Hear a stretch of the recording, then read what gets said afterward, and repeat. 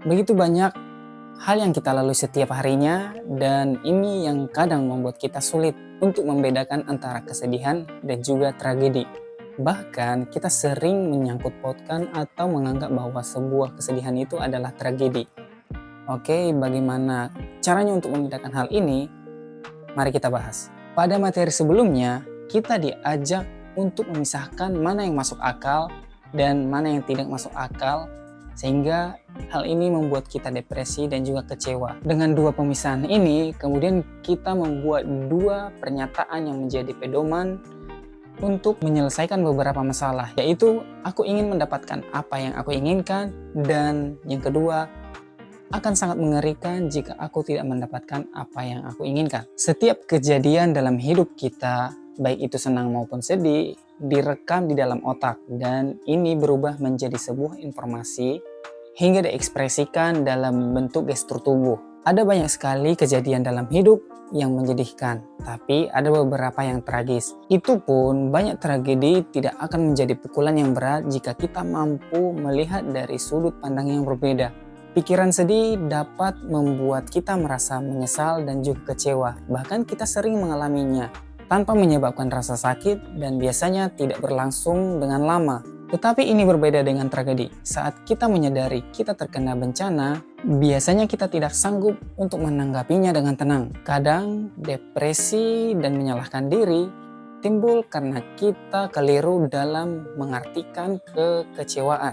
Yang dapat kita gambarkan sebagai apakah kekecewaan itu bencana atau kejadian tragis. Sehingga kita begitu percaya dan meyakini bahwa yang kita alami adalah sesuatu yang mengerikan, akhir dari segalanya dan tak tertahankan. Contohnya mungkin bagi kamu mahasiswa saat ini, mungkin kamu sedang menyelesaikan tugas akhir dan tak terhitung berapa jumlah revisi yang kamu terima dari dosen pembimbing. Saking banyaknya revisi, kemudian timbul dalam pikiranmu, sialan lah, gak selesai-selesai nih tugas. Revisi terus, apa sih maunya dosen itu? Kita menganggap revisi tugas sebagai hal yang sangat mengerikan, padahal bukan. Jika kamu terus mengerjakannya, pasti selesai kok.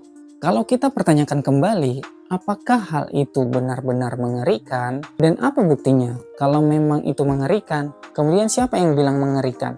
Apakah ini klaim dirimu atau orang lain? Kalau kamu tidak mendengarkan rasa simpati dari teman-temanmu, tapi hanya dari pernyataan dirimu sendiri, kenapa harus merasa kecewa dan kesal?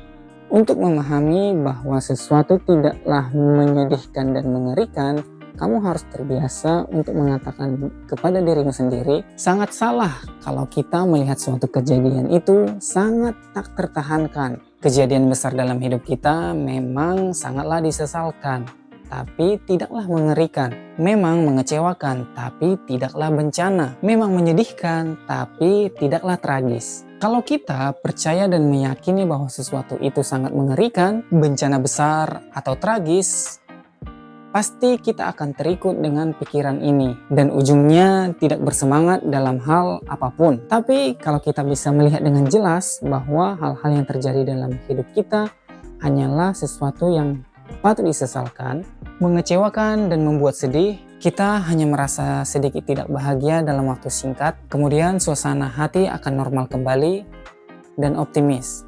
Oke, sekian video kali ini, semoga bermanfaat buat teman-teman yang mendengarkan. Aku Gilbert Pangaribuan, sampai jumpa.